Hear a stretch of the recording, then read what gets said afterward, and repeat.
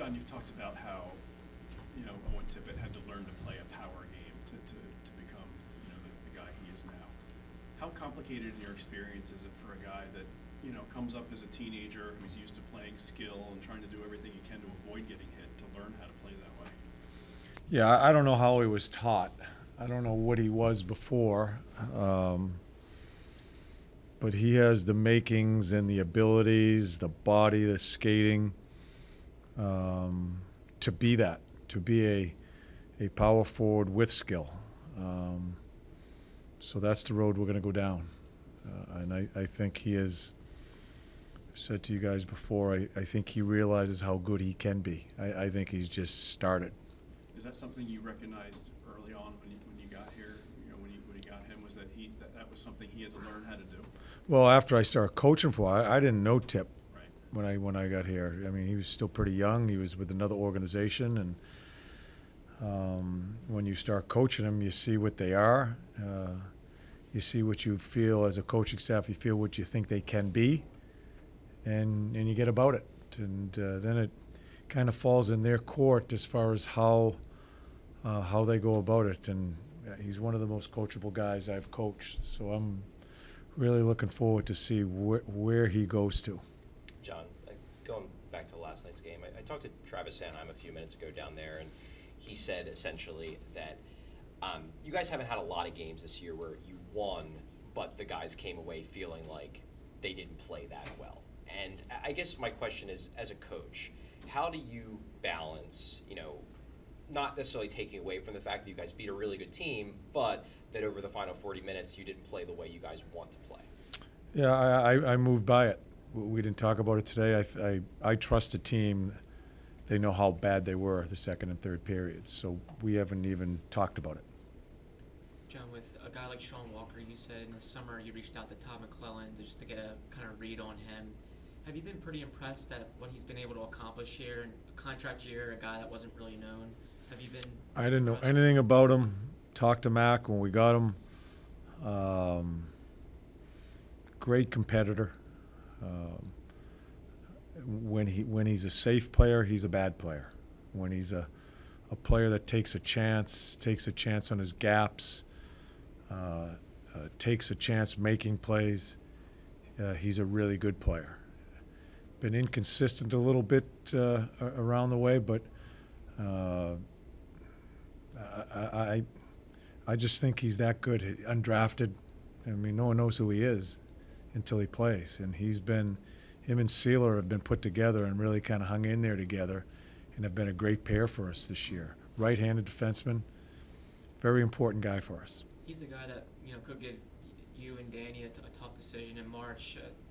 How tough would it be maybe to see him and Sealer broken up as you guys are maybe trying to make a run at the playoffs? Yeah, we're again, when it comes to the deadline, as I said the other day, we're going to listen, and if we feel it's the right thing to do for the future of the organization, we'll do it. Those guys on expiring contracts, everybody's always kind of checking around, so we'll see where it goes. We're not out there shopping Sean Walker, but we'd be dopes if we didn't listen. You've talked a lot about how unflappable Sam Ersson is in net and just his mental strength for his position. Is that something that you noticed about him from the beginning, or do you think that's something that he's sort of developed over time? Well, that one there, his first game was in Carolina, and I forget how it all worked. Carter got hurt. He came in and brought Carter. It was such a crazy game for a goaltender. It didn't bother him at all. He just played, and as he got more and more work, you can see just how he carries himself during a game. That nothing affects him, and I think he has a hardness. I think that's a really good hardness for a goaltender to have. Our best player last night by far, and he's taken off. He's just quietly goes about it, very unassuming, works hard every day. When he gets the nod, he goes out and plays. I think it's a really good start of his career as far as how he's handled himself. With the way that February rolls out, especially in comparison to January, it's a lot more spread out of a schedule. how important is it for you to integrate and get Cal in, or because there are these gaps, are you comfortable just kind of rolling with Sam as long as he's playing well? No, Cal's going to play. We're not going to burn out Sam. We got to be really careful there. Cal will play. I'm not exactly. Well, I know where it's going to be. I'm not going to talk about it now, but Dilly and I have talked about it. We certainly, with the month of February, it would all spread out. Urs is going to get a lion's share of that, but Cal will play. John, the outdoor game is next week. The who? The outdoor game. Okay. You've obviously coached an outdoor game before. What was that experience like for you, and what was like the memory of being out there in front of all those fans? You know what? I don't even. It was here in Philly when I was with the Rangers. We're doing it as a league and this and that, but the state that we're in as a team and where we are, for me, it's going to be a game that we're going to try to win. I hope the families have fun, all the things that go along with it. I really don't know what goes along with it. We're just going to prepare. I think we're coming in from Toronto, coming off a game like that, and then playing the game, practice time to check out the rink. That's a little bit different for us.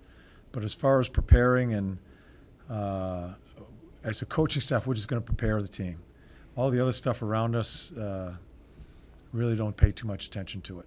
I was talking to Zamula, and he mentioned he's played an outdoor game before in Saskatchewan, and he said you kind of have to keep it simple because the ice conditions, the weather conditions. Is that kind of how you go about it too?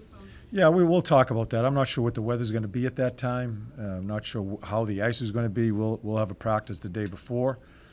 But again, it's certainly different, playing outside. I think it's more fun for the guys.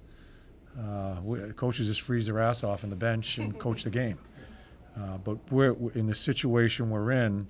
Those are important points against Jersey, and I don't want to boo-hoo it, but we're going to concentrate on trying to get our team prepared because I think there's going to be a lot of things for them to work through before even playing the game. So our job is to try to get them ready to play. Did you grow up playing outdoors in Massachusetts? Are you going to talk about my life now? I'm good. I'm good with the answers I just gave you. Hathaway blocked 2 hard shots on the same shift last night. Sealer leads the league in block shots. What does that tell you in terms of that everyone's buying into this and that sort of like forms a unity here on the team? Yeah, it's part of playing defense, and it's something we talk about all the time. It's something we show tape of all the time. That's a big part of the game, and Seals especially, he's one of the best at it. And I think when you watch when we block a shot, other teams block a shot, you look at the bench right after, what it does for the bench. It's a really important part of the camaraderie, and it's a big part of keeping the puck out of your net. So we've got some good guys here, and everybody, if you don't do it, you're not going to play. And everybody has bought into that, and I think everybody encourages one another. Going back to the outdoor game for a second, you've talked about this, Danny and Jones, you've talked about the idea of the importance of returning the Flyers back to a state of prominence and whatnot. It's just one game, but those outdoor games do have a larger showcase. They're national games. People from outside the market are watching. Does that, even though it is just 2 points on the schedule, does that make the game a little bit more important in terms of just its overall impact on the Flyers' prestige? I don't know. I don't even look at it that way. I'm a coach. I maybe above me, probably, but I'm just. I think it's really important that we. I think the coaching staff has to be the steadiest group as far as making sure we're ready to play, because I think there's so many different distractions that's going to be around us prior to the game, and so I don't even think that way. It's going to be against a really good Jersey team, and we're coming in from Canada. We got to figure out our practice time, and I think there's a family skate and all that stuff. I just want to get it organized so our guys are ready to play that game.